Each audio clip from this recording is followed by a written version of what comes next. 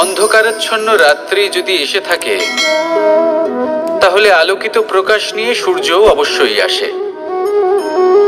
রোগ যদি এসে থাকে, তাহলে তার ওষুধও অবশ্যই আসে। সমস্যা যদি আসে, তাহলে সেই সমস্যার সমাধানও নিজে থেকেই আমাদের কাছে চলেই আসে। এই সংসার, এই জীবনের শুধুমাত্র একটাই নিয়ম আছে, আর তা হলো এটাই: এই সংসার হলো একটা চক্রের মতো। এতে শাশ্বত বলে কিছু নেই, নিত্য বলে কিছু নেই। আর যা কিছুই রয়েছে সব বদলাতে চলেছে। যদি আপনার জীবনে দুঃখ থাকে, সমস্যা থাকে, যদি আপনি বিপদ দ্বারা আচ্ছন্ন, তাহলে মনে রাখবেন সবকিছু বদলে যেতে চলেছে। দুঃখের সময় কাঁদবেন না, মনকে আরো দুঃখী করে তুলবেন না, কারণ এখানে যা কিছুই এসেছে তা যাওয়ার জন্যই এসেছে। তাহলে এত চিন্তা কিসের? আনন্দ সহকারে জীবন যাপন করুন, আর আমার সাথে ভালোবেসে বলুন, রাধা রাধা। যদি কোনো সিংহ বানরের মতো গাছে চড়তে চেষ্টা করে, তাহলে কি হবে? একটা মাছ যদি মাটিতে হাঁটতে চেষ্টা করে, তাহলে কি হবে? তারা বিফলই হবে। কিন্তু এরকম কেন হয়? তার কারণ হলো প্রকৃতির রচনা কিছুটা এরকম। এখানে প্রত্যেকটি ব্যক্তিকে, প্রত্যেকটি প্রাণীকে আলাদা আলাদা গুণের অধিকারী করা হয়েছে, এবং সকলকে একটা সীমাও প্রদান করা হয়েছে। এবার এই যে বৃক্ষ, পশু, পাখি, এদের মধ্যে সেই ক্ষমতাই নেই যে এরা নিজেদের যাচাই করতে পারবে, নিজেদের সীমাগুলো বুঝতে পারবে, নিজেদের সদ্গুণগুলো চিনতে পারবে। এরা সেটা করতে পারবে না। কিন্তু মানুষ তো আলাদা। মানুষের কাছে সেই বিশেষ শক্তি আছে যে তারা পূর্ণরূপে নিজেদের যাচাই করতে পারবে, নিজেকে পূর্ণরূপে বুঝতে পারবে, নিজের দোষ, নিজের অপগুণ, নিজের সদ্গুণ, নিজেদের সীমাগুলো তারা বুঝতে পারবে। আর এটা অত্যন্ত গুরুত্বপূর্ণ। কথায় আছে যে যদি সাফল্য লাভ করতে হয়, তাহলে নিজেকে যাচাই করে নিতে হবে। তাই নিজেকে যাচাই করুন, নিজের সাথে পরিচিত হয়ে যান, এবং জীবনে কর্ম করতে থাকুন। সাফল্যের শিখরে অবশ্যই পৌঁছে যাবেন। আর ওখানে যদি যান, তাহলে এই মন প্রসন্ন হয়ে অবশ্যই বলবে, রাধা রাধা। বনের মধ্যে যদি আপনি কোনো বিষাক্ত সাপ দেখেন, তাহলে কি করবেন? আপনি তখনই তার থেকে দূরে পালাতে চেষ্টা করবেন। আর এটা কেন করবেন? নিজের রক্ষার্থে। এই কথা আমি নয় মেনে নিলাম, কিন্তু নিজের জীবনে এটা করেন না কেন? আপনি যেখানেই যান, যে স্থানেই যান না কেন, প্রত্যেক সময়, প্রত্যেক মুহূর্তে এমন বিষাক্ত সাপ আপনি অবশ্যই খুঁজে পাবেন। আর সেই সাপ নয় যাদের আপনি বনে খুঁজে পাবেন। এরা হলো সেই সাপ যা আপনাকে পাপ করতে বাধ্য করবে। আপনার অন্তরের বাসনা, ক্রোধ, অহংকার, লোভ, ঈর্ষা, এদের বৃদ্ধি ঘটাবে। দেখুন, বনের এই সাপ আপনাকে একবার ছেড়ে দিতেও পারে, ছোবল নাও মারতে পারে, কিন্তু এই যে পাপরূপী সাপ আছে, তা অবশ্যই ছোবল মারবে। কর্ম যদি করেন, তাহলে অবশ্যই ফল পাবেন। সেই জন্য যখনই কোথাও যাবেন, যদি এমন কাউকে দেখেন, যদি এমন কিছু দেখেন যে আপনাকে পাপ করতে বাধ্য করছে, তাহলে সেই মুহূর্তে সেখান থেকে পালিয়ে যান। যেমন বনের সাপ দেখে আপনি পালাতে থাকেন। সৎকর্মের রক্ষা অত্যন্ত আবশ্যক। আসুন আর আমার সাথে ভালোবেসে বলুন, রাধা রাধা। মনুষ্য জীবনের সবথেকে বেশি গুরুত্বপূর্ণ বিষয় হলো মনের একাগ্রতা। এই সংসারের যে কটি মহান কার্য সম্পাদন হয়েছে, তা হলো মনের এই একাগ্রতার একমাত্র ফল। আপনি অবশ্যই দেখে থাকবেন, অনেক ছোট বড় নদী যা বয়ে চলে, তাদের সামনে একটা বাঁধ নির্মাণ করা হয় সেই সব নদীর জল সঞ্চয় করতে। বাঁধ হয়ে গেলে প্রয়োজন মতো বা মনের ইচ্ছে মতো তাকে ব্যবহার করা সম্ভব। এবার এটাই আমাদের মনের সাথেও সম্ভব। আমাদের মনের একাগ্রতা আজকের দিনে দাঁড়িয়ে বিভিন্ন ধরনের বিকার, ক্রীড়া এবং ভোগের মধ্যে ভাগ হয়ে গেছে। একে একত্রিত করতে হবে, একটা বাঁধ নির্মাণ করতে হবে, কর্মের বাঁধ। আপনাকে শুধু এটাই করতে হবে, যেটা উচিত কর্ম সেটাই করুন, যেটা অনুচিত কর্ম সেটা করা থেকে নিজেকে বিরত রাখুন। ব্যাস। এই কাজটাই আপনি করতে থাকুন, মনের মধ্যে একাগ্রতার বাঁধ নির্মাণ করুন। আর একবার যদি তা নির্মাণ হয়ে যায়, তাহলে যখন চাইবেন, যেখানে চাইবেন, যতটা চাইবেন, একাগ্রতা প্রয়োগ করতে পারবেন। আর একবার যদি আপনি এটা শিখে যান, তাহলে এই সংসারকে বদলে ফেলার মতো কাজ আপনি করতে পারবেন, সমাজকে শোধরাবার মতো কাজ করতে পারবেন। তাহলে এই মনকে একাগ্র করুন আর আমার সাথে ভালোবেসে বলুন, রাধা রাধা। আমরা সবাই ফল খাই, কিন্তু আমাদের সেই ফলই প্রিয় হয় যে পরিপক্ক হয়ে ওঠে, যেটা নম্র হয়, আর যে ফল অনেক বেশি মিষ্টি আর সুস্বাদু হয়ে থাকে, যাদের রঙে বাহার দেখা যায়। সেইভাবে জীবনে আমরা নানান মানুষের সাথে পরিচিত হই, কিন্তু সেই মানুষই আমাদের মন ছুঁয়ে যায় যারা বিনম্র স্বভাবের, যাদের বাণী খুব মধুর, যাদের অন্তরে আত্মবিশ্বাসের একটা তেজ, একটা রং দেখা যায়। এবার এমন ব্যক্তি আমরা কি করে হব? ঠিক সেইভাবেই যেমন একটা ফল রোদ, বর্ষা, শীত, বায়ু এই সকল সংকটময় পরিস্থিতির সম্মুখীন হয়ে পরিপক্ক হয়ে ওঠে, সেইভাবেই মানুষ সংকটময় পরিস্থিতির সম্মুখীন হয়ে পরিপক্ক হয়ে ওঠেন। যদি এই সংকটের সম্মুখীন হন, তাহলে অভিজ্ঞ হবেন, আর এই অভিজ্ঞতাই শিক্ষা দিয়ে যাবে। এই অভিজ্ঞতা আমাদের শিখিয়ে দেয় যে আমাদের বিনম্র থাকতে হবে। অহংকার করে কোনো লাভ নেই। মধুর বাণীর যে কি মূল্য তা আমরা শিখতে পারি। এই অভিজ্ঞতাই আমাদের বুঝিয়ে দেয় যে উচিত অনুচিত কোনটা, আমাদের দৃষ্টিভঙ্গি তৈরি করে, আর এই দৃষ্টিভঙ্গি দ্বারা আত্মবিশ্বাস জাগ্রত হয়। সেই জন্য জীবনে কখনো বিপদ থেকে দূরে পালাবেন না, সেগুলোর সম্মুখীন হন, অভিজ্ঞতা লাভ করুন, তার থেকে শিক্ষা লাভ করুন, এইভাবেই পরিপক্ক হবেন। আসুন আমার সাথে ভালোবেসে বলুন, রাধা রাধা। ধন সঞ্চয় করা সম্ভব, আর সেই জন্য ধন সব থেকে বেশি মূল্যবান সম্পত্তি নয়। এবার আপনি বলবেন, আমি কি বলছি? এই ধন খুব মূল্যবান, আমরা সকলে অর্জন করতে ব্যস্ত। সেটা এই কারণে, কারণ আপনারা জানেন না এই সংসারের সব থেকে বেশি মূল্যবান সম্পত্তি কি। এ হলো সেই সম্পত্তি যা কখনো সঞ্চয় করা সম্ভব নয়। আপনার কাছে যতই ধন থাকুক, তা দিয়ে আপনি স্বাস্থ্য লাভ করতে পারেন, বাড়ি কিনতে পারেন, আদি ইত্যাদি, কিন্তু আপনি যতই ধনী হন না কেন, ফেলে আসা দিনের একটা মুহূর্ত আপনি লাভ করতে পারবেন না। এই একটা মুহূর্ত, এই সময়, এটাই হলো সংসারের সব থেকে মূল্যবান সম্পত্তি। একবার চলে গেলে তা কখনোই ফিরে আসে না। আর এই মুহূর্ত যতই চলে যাক না কেন, আমরা স্মৃতির মাধ্যমে সেগুলি যাপন করতে পারি, তার আনন্দ উপভোগ করতে পারি। আর যার সাথে আমরা সময় অতিবাহিত করেছি, তার স্মৃতিতে আমরা চিরকাল জীবিত থাকতে পারি। সেই জন্য সময় সব থেকে মূল্যবান সম্পত্তি, তাকে এইভাবে নষ্ট করবেন না।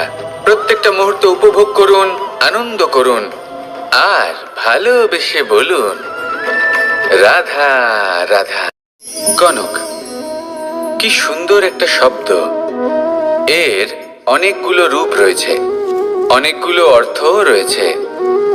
প্রথম অর্থ হলো স্বর্ণ, অর্থাৎ সম্পত্তি। দ্বিতীয় অর্থ ধুতুরা, অর্থাৎ গাছের ছোট একটা বীজ, যা কিনা অত্যন্ত শক্তিশালী হয়। যদি বেশি মাত্রায় এর প্রয়োগ করা হয়, তাহলে এটা বিষময় হয়ে উঠতে পারে। এই হলো সেই ধুতুরা যার প্রয়োগ মহাদেবের পুজোতে করা হয়। এবার প্রশ্ন হলো এটাই যে এই স্বর্ণ এবং এই ধুতুরার মধ্যে মিল কি রয়েছে। মিল হলো এটাই যে এই দুটোই মানুষকে মত্ত করে তোলে। ধুতুরা মানুষকে তখন মত্ত করে যখন তাকে সেবন করা হয়, কিন্তু স্বর্ণ, ধন, সম্পত্তি, মানুষ এটা যতটাই অর্জন করে নেয় সেটাই যথেষ্ট। এই স্বর্ণ মানুষের ভাবনা চিন্তা করার ক্ষমতাকে বশ করে ফেলে। মানুষ সম্পত্তির লোভে মত্ত হয়ে ওঠে, কারণ যে যত চমৎকারী, যতটা অমূল্য হয়, তাকে সামলানো কিন্তু ততটাই কঠিন, তাই না? তাই মনে রাখবেন, ধন, স্বর্ণ, সম্পত্তি এগুলো ধুতুরার থেকেও অনেক বেশি বিষাক্ত হতে পারে। তাই এর ওপর আত্মসংযমের একটা কবচ পরিয়ে রাখবেন। এবং বিবেকের শক্তির সাথে এগুলো প্রয়োগ করুন, তবেই কল্যাণ হবে। আসুন আমার সাথে ভালোবেসে বলুন, রাধা রাধা। মানুষের জীবনে তিনটি গুণ অত্যন্ত প্রয়োজনীয়: শ্রদ্ধা, বিনম্রতা, যোগ্যতা। যদি জ্ঞান লাভ করতে চান তাহলে শ্রদ্ধার প্রয়োজন, যদি মান লাভ করতে চান তাহলে স্বভাবে বিনম্র হওয়া প্রয়োজন, আর যদি মনোবাঞ্ছিত স্থান লাভ করতে চান তাহলে যোগ্যতার প্রয়োজন। বিষয়টা সহজ। শ্রদ্ধা আপনাকে জ্ঞান দেবে, নম্রতা আপনাকে মান, আর যোগ্যতা উচিত স্থান দেবে। কিন্তু যদি আপনি এই তিনটি গুণ সম্মিলিত করেন তাহলে এমন কিছু লাভ করবেন যা এই সব কিছুর থেকে অনেক ঊর্ধ্বে। সম্মান।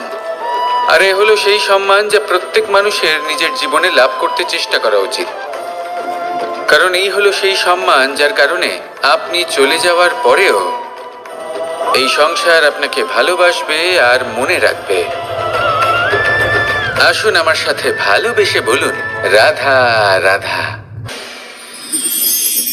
জীবনে গতি অত্যন্ত গুরুত্বপূর্ণ, মতিও হলো গুরুত্বপূর্ণ, এবং তার থেকেও বেশি গুরুত্বপূর্ণ হলো সঙ্গতি।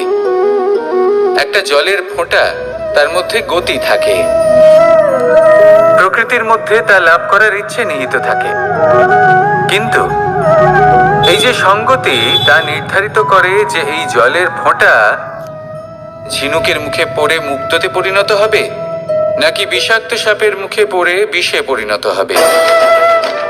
এবার দেখুন, এই জঞ্জাল স্বর্ণকারের দোকানের সামনেও থাকে এবং জঞ্জাল একজন ব্যবসাদারের দোকানেও থাকে, কিন্তু জঞ্জাল যা স্বর্ণকারের দোকানে থাকে তা ব্যবসাদারের দোকানের জঞ্জালের থেকে অনেক বেশি মূল্যবান, কারণ তার মধ্যে সোনার কণার সঙ্গতি থাকে। সেই জন্য জীবনে সঙ্গতির উপর বিশেষ গুরুত্ব দেবেন। যেমন সঙ্গতি তেমনই আপনি হবেন। আসুন আমার সাথে ভালোবেসে বলুন, রাধা রাধা। প্রত্যেক প্রাণী ভালোভাবে জীবন যাপন করতে চান, এটা তাদের স্বভাবে আছে এবং ভাবাটা অনুচিত নয়। কিন্তু একটা ভালো জীবনের গুরুত্বপূর্ণ অংশ কোনটা? বসবাসের স্থান, সেই স্থান যেখানে আমরা জীবন অতিবাহিত করি। এবার মানুষ ভাবতে পারেন যে একটা ভালো বাসস্থানের অর্থ কি? সেই স্থান যেখানে সহজে জল পাওয়া যায়, যেখানে শুদ্ধ বায়ু পাওয়া যায়, যেখানে আনাজ উৎপন্ন হয়। এটা জীবনযাপনের জন্য পর্যাপ্ত বটে, কিন্তু ভালো জীবনযাপনের জন্য আরো একটা কথা আপনাকে বুঝতে হবে। সাধু, জ্ঞানী, পণ্ডিত ব্যক্তি, এই সকল মহাপুরুষ, এনাদের যে বাসস্থান তা অত্যন্ত বিশেষ হয়। এখানে এক ধরনের বিশেষ ইতিবাচক শক্তি থাকে, এমন একটা স্থান যেখানে দেবতারাও বিচরণ করেন। জীবন আমরা সবাই যাপন করি, কিন্তু জীবনের উদ্দেশ্য শুধুমাত্র জীবন যাপন করা নয়। জীবনের উদ্দেশ্য হলো মুক্তি লাভ করা। আর এই সকল সাধু, জ্ঞানী, পণ্ডিত ব্যক্তি, এই সকল মহাপুরুষ আপনাকে মুক্তির পথে নিয়ে যেতে পারেন, কারণ এরা হলেন সেই মহাপুরুষ যারা নিজেদের অন্তরের বিকার, অহংকার, ক্রোধ, বিদ্বেষ এই সকল দোষগুলিকে ত্যাগ করেছেন, এদের উপর বিজয় লাভ করেছেন। এমনই একজন ব্যক্তি আপনাকে মুক্তির পথে নিয়ে যেতে পারে। প্রয়োজন হলো শুধুই এনাদের চিনতে পারা, এদের কথা বুঝতে পারা এবং এদের দেখানো পথে চলা। যদি আপনি এটা করতে পারেন তাহলে এই মন প্রফুল্ল হয়ে বলবে, রাধা রাধা। আমি এখানে একা এই বনে বসে আছি, বাঁশি বাজাচ্ছি। কার জন্য? কে আছেন এখানে? কেউ নেই। আমার প্রজা, আমার রাজ্য, আমার পরিবার আমার থেকে অনেক দূরে আছেন। আমি এখানে একা এই বনে বসে এই আকাশের এই রঙের, গাছের এই সব ফলের, মাটির সুবাসের আনন্দ উপভোগ করছি। কেন? আমি হলাম দ্বারকাধীশ। এমন কি রাজকীয় বা ভৌতিক সুখ রয়েছে যে আমি ওখানে পেতে পারি না? সবকিছুই পেতে পারি, তাও এখানে বনে একা বসে আছি। কোন সুখ খুঁজে চলেছি? একা থাকার সুখ। আমরা প্রত্যেকদিন অনেক মানুষের সাথে, চিন্তাধারার সাথে, কর্মের সাথে, পরিস্থিতির সাথে, সুখ দুঃখের দ্বারা বেষ্টিত থাকি। জীবনের এই চক্রে আমরা জড়িয়ে পড়তে থাকি। যতই আমরা এই সমস্যার সমাধান করি, আমরা ততই এতে জড়িয়ে পড়ি। আমরা এতটাই জড়িয়ে পড়ি যে যখন আমরা আয়নায় নিজেদের দেখি, তখন আমরা নিজেদের চিনতেই পারি না। এমন মনে হয় যেন আমরা নিজেদের হারিয়ে ফেলেছি। সেই জন্য প্রত্যেক দিন আপনি কিছু সময় নিজের সাথে কাটান একান্তে। এটা অত্যন্ত আবশ্যক। নিজের অস্তিত্বের গভীরে গিয়ে দেখতে শিখুন, নিজেকে বুঝুন। অদ্ভুত শান্তির অনুভূতি হবে। যেমন এই বায়ু, এই বৃক্ষ, এই পুষ্প, এই নিসর্গ, এদের মতো আপনিও কখনো একলা হতে শিখুন। কখনো নিসর্গের একটা অংশ হয়ে দেখুন। এই মন প্রসন্ন হয়ে বলবে, রাধা রাধা। ওমাই কি, আমি কখন থেকে এখানে অপেক্ষা করছি, হাত পেতে দাঁড়িয়ে রয়েছি যাতে একটা ফল আমার হাতে এসে পড়ে এবং সেটা আমি খেতে পারি। কখন থেকে অপেক্ষা করছি, কিন্তু সেটা হচ্ছেই না। এবার আপনি বলবেন যে এসব কি বলছি, এ কি অদ্ভুত কথা বলছি। যদি ফল খেতে হয় তাহলে আমাকে বৃক্ষে চড়তে হবে, ফলের কাছে পৌঁছতে হবে, তবেই তো ফল পাবো। এবারে এটা অত্যন্ত সহজ ব্যাপার, কিন্তু এই বিষয়টা আপনি নিজের জীবনের প্রসঙ্গে ভেবে দেখুন। লক্ষ্য কোথায় আছে আপনি জানেন, সেই লক্ষ্যে পৌঁছানোর পথ কি সেটাও আপনি জানেন, সেই পথে চলার ক্ষমতাও আপনার রয়েছে, কিন্তু তাও আপনি নিজের লক্ষ্য লাভ করতে পারছেন না। কেন? কারণ আপনি অপেক্ষা করছেন যে লক্ষ্য আপনার সামনে চলে আসবে, কিন্তু তা হয় না। লক্ষ্য সে যাই হোক না কেন, ধন হোক, প্রেম হোক, কোনো সম্মান হোক বা মোক্ষ হোক, যদি আপনি তার দিকে অগ্রসর না হন তাহলে ফল প্রাপ্তি অসম্ভব ব্যাপার, তা কোনোদিনই হবে না। সেই জন্য আপনার চোখের সামনে আপনি যদি নিজের লক্ষ্যকে দেখতে পান, তাহলে উঠুন এবং সেই দিকে অগ্রসর হতে শুরু করুন। নিজের অন্তরের সকল অশুভ গুণ দূর করুন, অলসতা ত্যাগ করুন, অজ্ঞানতা ত্যাগ করে দিন এবং চলতে থাকুন। অবশ্যই মনোবাঞ্ছিত ফল লাভ করতে পারবেন। মনে রাখবেন, চলতে থাকলে তবেই লক্ষ্য প্রাপ্তি হবে। অপেক্ষার দ্বারা শুধুমাত্র মৃত্যু লাভ হবে। আসুন আমার সাথে ভালোবেসে বলুন, রাধা রাধা। আমি দ্বারকাধীশ এবং আমার সভাতে বিভিন্ন সময় বিভিন্ন ধরনের মানুষ আসেন, নিজেদের দাবি নিয়ে, নিজেদের ইচ্ছে নিয়ে। কখনো কেউ ভোজন চান, আবার কখনো কেউ ওষুধ। কখনো কেউ বস্তু চান, কেউ আবার চান বস্ত্র। কারোর জ্ঞান চাই, কারোর ধন চাই, আবার কারোর বাসস্থান। অনেক সময় আমি এই অনুরোধ, এই ইচ্ছে পূর্ণ করি না। এবার আপনি এটা ভাবতেই পারেন যে কৃষ্ণ তো তাহলে লোভী, ওর কাছে তো সবকিছুই রয়েছে, তারপরেও সে নিজের প্রজার ইচ্ছে পূর্ণ করে না, তাদের সমস্যাগুলি বুঝতে পারে না, তাদের সুখ স্বাচ্ছন্দ্য প্রদান করে না। আসল সত্য হলো এটাই যে কোনো সবল ব্যক্তি, যে কোনো গৃহস্থ ব্যক্তি যে কাজ করতে সক্ষম, তার পরিশ্রম দ্বারাই নিজের প্রয়োজনগুলি এবং ইচ্ছেগুলি পূরণ করা উচিত। এটা অত্যন্ত প্রয়োজনীয়। আর এগুলো তিনি করতে পারেন শিল্প, ব্যবসা, আচরণ অথবা জ্ঞানের ভিত্তিতে। এই পথে চলতে হবে, পরিশ্রম করতে হবে, তবেই সে কিছু অর্জন করতে পারবে। এবার এমন কোনো ব্যক্তি যার এই সব কিছুতে কোনো রুচি নেই, যে কিছুই করতে চায় না, সে কিছুই অর্জন করতে পারবে না। এবার এরকম কোনো ব্যক্তিকে যদি আমি কোনো বস্তু প্রদান করি, তাহলে কি হবে? সে পরাধীন হয়ে যাবে, আর সেটা উচিত হবে না। তাহলে কি করা উচিত? তাকে পথ দেখানো, তাকে বোঝাতে হবে যে কোন পথে চলে তুমি নিজের লক্ষ্য প্রাপ্ত করতে পারবে। শিল্প, জ্ঞান, আচরণ এবং ব্যবসা, এই পথে কিভাবে চলে সেটা শেখাতে হবে। আর আমি সেটাই করি। তার ফলে কি হয়? ব্যক্তি স্বাধীন হয়ে যায়। সংসারে সে যা চাইবে তাই প্রাপ্ত করতে পারবে, কখনো কারোর থেকে কিছু চাইবার প্রয়োজন পড়বেই না। এই কথাটা সবসময় মনে রাখবেন। যখনই দান করবেন তা ভাবনা চিন্তা করে এমন ভাবে দান করবেন যাতে সামনের ব্যক্তি স্বাধীন হতে পারেন, পরাধীন নয়। আসুন আমার সাথে ভালোবেসে বলুন রাধা রাধা করতে শিখুন। পাণ্ডবরা বন থেকে এসেছিলেন। ওনাদের কাছে না কোনো ধন ছিল, না কোনো সম্পদ, না বিদ্যা। নিজের পরিশ্রমের দ্বারা ওনারা বিদ্যা অর্জন করেছিলেন, আর তার দ্বারাই সম্পদ অর্জন করলেন আর ধনও অর্জন করলেন। এই পাণ্ডব ছিলেন অত্যন্ত কুশল এবং শক্তিশালী। যুধিষ্ঠির নিজের পরিশ্রম দ্বারা এমন জ্ঞান অর্জন করেছিলেন যে এই সংসার ওনাকে ধর্মরাজ যুধিষ্ঠির অভিহিত করেছিল। দেখতে গেলে পাণ্ডবদের কাছে সবকিছুই ছিল, কিন্তু যখন বিষয় এলো আরো ধন লাভ করার, তখন যুধিষ্ঠির, যিনি পাণ্ডবদের মধ্যে জ্যেষ্ঠ, তিনি সকল পাণ্ডবদের সাথে দ্যুতক্রীড়ায় অংশগ্রহণ করে ফেললেন। এর ফলে না শুধু ধনলক্ষ্মী, ধর্মলক্ষ্মী, বিবেক লক্ষ্মীকেও হারালেন, আর শুধু তাই নয়, নিজের গৃহলক্ষ্মী দ্রৌপদীকেও হারিয়ে ফেললেন। এর কারণ কি? ভুলে গেলেন খুব সহজ একটা কথা।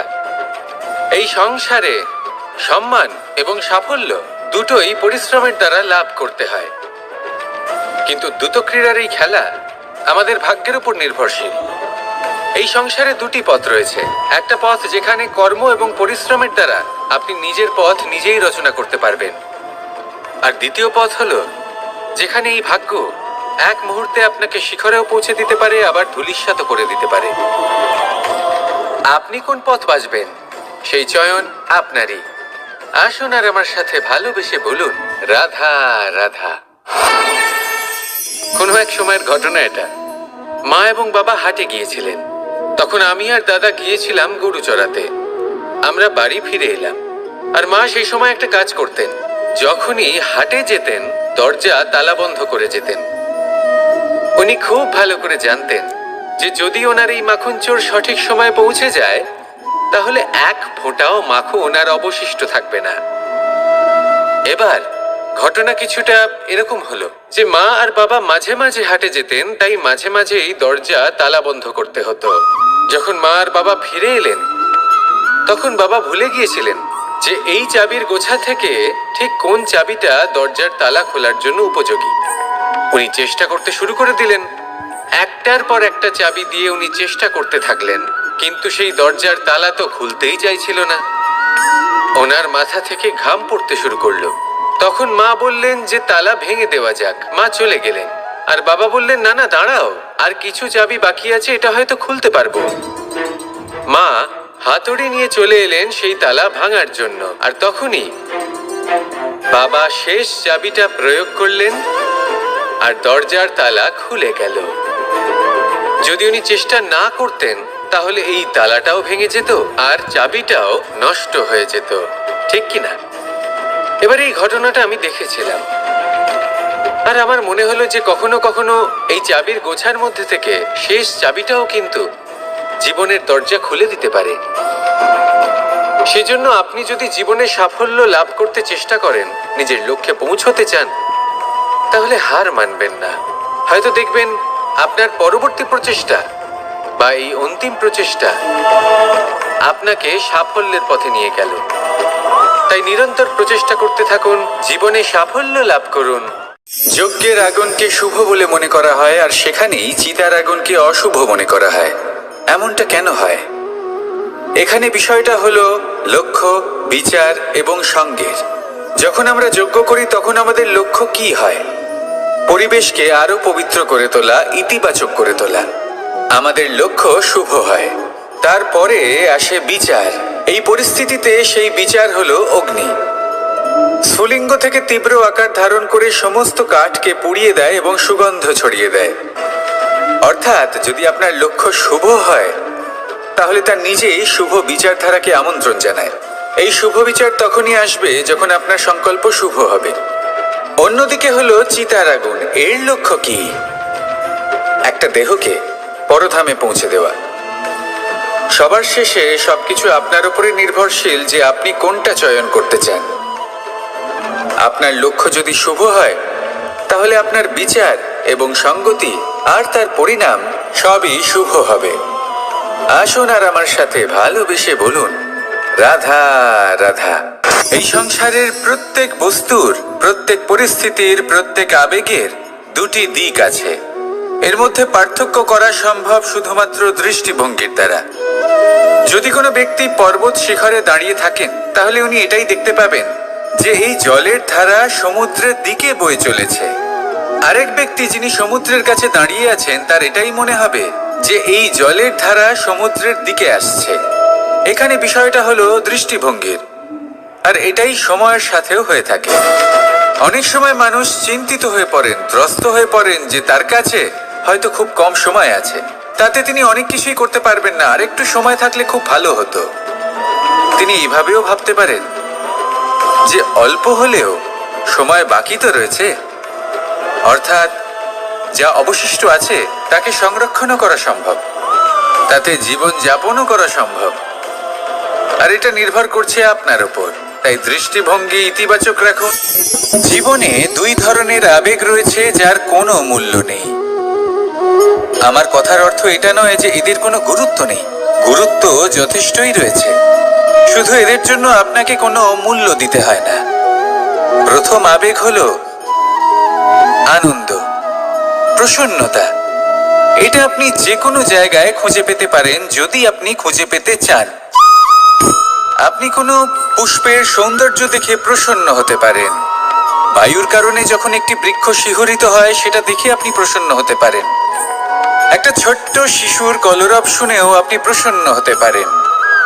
একটা ক্রন্দনরত বালককে হাসিয়ে আপনি প্রসন্ন হতে পারেন। সবকিছু আপনার উপর নির্ভরশীল। সেখানে আরেকটি আবেগ হলো দুশ্চিন্তা। মানুষ বড়ই দুশ্চিন্তা করতে থাকে। আজ আমি এই কাজ করেছি, সেই বিষয়ে চিন্তা। আজ আমি এই কাজ করতে পারিনি, সেই বিষয়ে চিন্তা। কাল আমাকে এই কাজ করতে হবে, সেই নিয়ে চিন্তা। আমি কি সেই কাজটা করতে পারবো, সেই বিষয়েও দুশ্চিন্তা।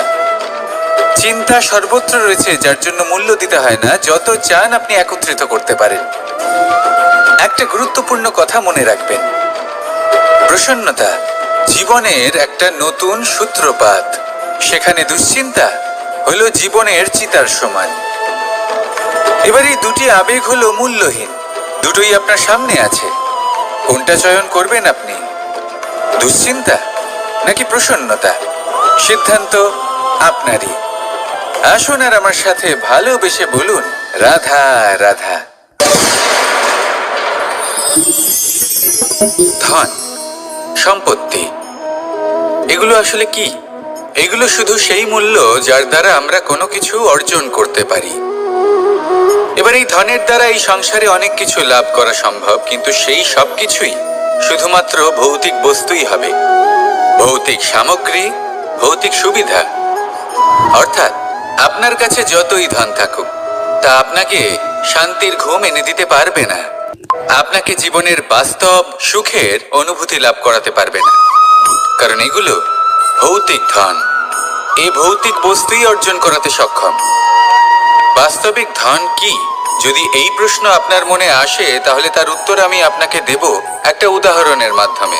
কখনো আপনি শুনে থাকবেন যে একজন পিতা আজীবন অনিষ্ট করেন, অনর্থ করেন, খারাপ কাজ করেন শুধু ধন অর্জনের জন্য।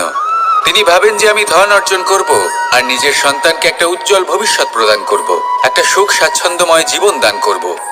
এবার সন্তান যখন জন্ম লাভ করে তখন সে ভাগ্যের জোরে সেই ধন ভোগ করে। যেরকম সে পায় সেরকমই তার ব্যবহার সে করে। কখনো আপনি এটাও দেখে থাকবেন যে সেই সন্তান সমস্ত ধন নষ্ট করে ফেলে, আর সেই পিতা যিনি সমস্ত ধন সঞ্চয় করেছেন, যিনি সেই ধনের প্রভু, আজ সেই ধনের প্রহরী হয়ে রয়েছেন। এবার এরকম কেন হয়? এরকম তখনই হয় যখন সেই পিতা বুঝতেই পারেন না যে তার জীবনের আসল ধন কি। সেই আসল ধন তার সন্তানকে সে দিতেই পারে না।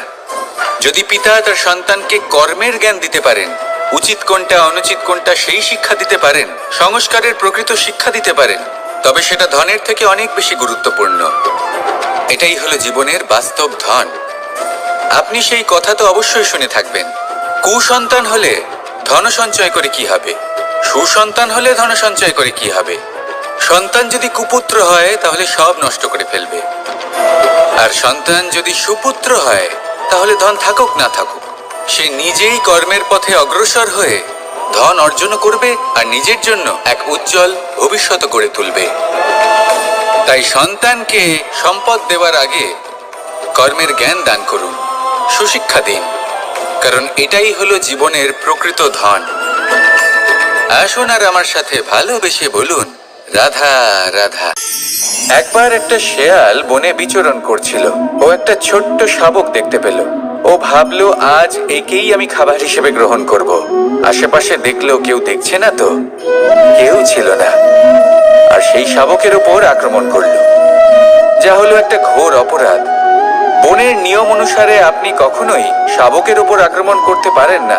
তারপর এই খবরটা যখন রাজা সিংহ জানতে পারলেন, সভার আয়োজন করলেন। কিন্তু সেখানে শেয়াল বলল, আমি তো এরকম কিছু করিনি। কিন্তু যদি আপনি এরকম বলেন, কোনো প্রমাণ দিন, এর কোনো সাক্ষী আছে? তখন রাজা সিংহ পেঁচাকে ডেকে পাঠালেন, যে সেই মুহূর্তে বৃক্ষের শাখার উপর বসেছিল, সে সব কিছু দেখেছিল। পেঁচা সব সত্যি কথা বলল, আর শেয়ালকে মৃত্যুদণ্ড দেয়া হলো। এবার এই কাহিনী আমি আপনাকে কেন শোনালাম? কারণ মানুষও কখনো কখনো এরকম কর্ম করেন যা শিয়াল করেছে। এটা ভাবেন কেউ দেখছে না, যখন আমি অনুচিত কর্ম করতেই পারি। কিন্তু না, আপনি যাই করুন না কেন, কেউ না কেউ অবশ্যই তা দেখছে। কোনো ব্যক্তি না হলেও কোনো প্রাণী, না হলে কোনো যক্ষ বা দেব বা প্রেত। যদি এনারা কেউ না দেখেন, তাহলে ধরিত্রী মাতা দেখেন, যেখানে দাঁড়িয়ে আপনি সেই কর্ম করছেন, তাই না? তাই একটা কথা সবসময় মনে রাখবেন, কে দেখছেন কে দেখছেন না সেই বিষয়ে ভাবা ছেড়ে দিন। এটা খুব সহজ কথা। আপনি যদি উচিত কর্ম করেন, উচিত ফল পাবেন। যদি অনুচিত কর্ম করেন, তাহলে আপনি অনুচিত ফল অবশ্যই পাবেন। সেই জন্য উচিত পথে চলতে থাকুন, উচিত কর্ম করতে থাকুন, আর আমার সাথে ভালোবেসে বলুন, রাধা রাধা। আমরা সবাই জীবনে নিজের জন্য সবচেয়ে ভালোটাই চাই, সবচেয়ে ভালো সুবিধে পেতে চাই, সবচেয়ে বেশি সম্মান পেতে চাই। কিন্তু সবার পক্ষে এই সব পাওয়া কি সম্ভব? হ্যাঁ, নিশ্চয়ই। শুধু একমাত্র বাধা সময়। আমাদের জীবনের কোনো স্থায়িত্ব নেই। তাই যদি সময়ের সদ্ব্যবহার করেন, তাহলে একটু সুবিধে হতে পারে। এবারে দেখুন, যাদের সবসময় স্বপ্ন দেখতে ভালো লাগে, তার জন্য রাত্রি কম পড়ে যায়। আর যারা স্বপ্ন পূরণ করতে চান, তাদের জন্য দিন কম পড়ে যায়। যারা সম্মান পেতে চান, তাদের জন্য সব সময় পরোপকার কম পড়ে যায়। আর যারা জ্ঞান অর্জন করতে চান, তাদের জন্য মনোসংযোগ। জীবনে যদি নিজের লক্ষ্যে পৌঁছতে চান, তবে সময়ের বিভাজন আপনাকে ঠিক করতেই হবে। মনে রাখবেন, রাধা রাধা। লোকে বলে জীবনে মেলামেশা করা অত্যন্ত আবশ্যক। এতে সম্পর্কের আধারও হয়, আবার ব্যবসাও চলে। কিন্তু সবচেয়ে বেশি গুরুত্বপূর্ণ হলো ব্যবহার। তাই এই বিষয়ে ভাবুন, আপনার জীবনে কে আপনার সাথে মেলামেশা করবে তা নিশ্চিত করে সময়। আপনি আপনার জীবনে কার সাথে মেলামেশা করবেন তা নিশ্চিত করবে আপনার হৃদয়। আপনি যাদের সাথে মিশছেন, তাদের হৃদয়ে আপনি কতক্ষণ থাকবেন তা নিশ্চিত করবে আপনার ব্যবহার। নিজের ব্যবহার ভালো রাখুন, সব ভালোই হবে। রাধা রাধা। এই ফুল দেখতে পাচ্ছেন আপনি? এটা সেই ফুল যার জীবন এই ডালে শুরু হয়েছিল। দর্শকদের চোখে প্রশংসা দেখল সে, মধুর লোভে মৌমাছিরা এলো, আর তারপর ডাল থেকে ভেঙে নিচে পড়ে গেল সে। কেন? নিয়তি এরকম কেন করলো? ভাবুন। কারণ এই ডালেই ফুল হয়ে থাকাটা এই ফুলের জীবনের লক্ষ্য কখনোই ছিল না। এবার এই ফুল হয় দেবতাদের সজ্জায় ব্যবহৃত হবে, নয় কোনো কন্যার গয়নায় গাঁথা হবে, আর নয় কারোর প্রেম প্রদর্শনের মাধ্যম হবে। দেখুন, জীবনে নিজের লক্ষ্যে পৌঁছতে হলে যাত্রাকে ভয় পেলে চলবে না। নিজের অস্তিত্ব তৈরি করতে হলে তাদের ছায়া থেকে আপনাদের দূরে যেতেই হবে যারা আপনাকে অস্তিত্ব প্রদান করেছেন। এটাই জীবনের নিরন্তর সত্য। রাধা রাধা। আমাদের সকলের জীবনে কখনো না কখনো পাথর দ্বারা আঘাত লাগেই, আর এই সংসারও আমাদের ওপরে কখনো না কখনো পাথর বর্ষণ করে। কখনো আমাদের খারাপ ভেবে, আর কখনো আমাদের অসফল ভেবে, কখনো আমাদের বুদ্ধিহীন ভেবে। কারণ অনেক আছে, কিন্তু এই পাথর দ্বারা আমরা আঘাত পাবো কি পাবো না তা সম্পূর্ণ আমাদের হাতে। হয় আপনি এই পাথরের আঘাত পেয়ে চোখের জলে ডুবে থাকতে পারেন, আর নয়তো যদি আপনি চান তাহলে এই পাথর দিয়ে সেতু বানিয়ে সকল সমস্যার সাগর অতিক্রম করতে পারেন। সিদ্ধান্ত আপনার। এই পাথর এ হলো প্রতীক আমাদের নিন্দার, আমাদের আলোচনার। যে এই আলোচনা নাকারাত্মক ভাবে দেখবে সে শুধুমাত্র কষ্টই পাবে, আর যে এই আলোচনাকে নিজের বিকাশের আধার বানাবে সেই সাফল্যের চূড়ায় পৌঁছবে। তাই মনে রাখবেন, আলোচনা আপনার শত্রু নয়, আপনার সবচেয়ে বড় মিত্র। রাধা রাধা। মিষ্টি জল সবার পছন্দ, কিন্তু নোনতা জল কেউ পছন্দ করে না। এইবার ভাবার বিষয় হলো মুক্ত, যা সমুদ্রের গহ্বরেই তৈরি হয়। নোনতা জলের মধ্যে থেকেই প্রতি মুহূর্তে অন্য প্রাণীদের থেকে বেঁচে নিজের অস্তিত্বকে বাজি রেখে ঝিনুক মুক্ত প্রদান করে থাকে। কখনো ভেবেছেন কেন? কারণ সংকটের সম্মুখীন না হয়ে, চরম পরিস্থিতির সাথে না জড়িয়ে আপনার কখনোই সুখ প্রাপ্তি হবে না। তাই নির্ভীক হয়ে সংকটের সম্মুখীন হন, আর আমার সাথে ভালোবেসে বলুন রাধা রাধা। আমরা সকলেই সময়ের গুরুত্ব বুঝি।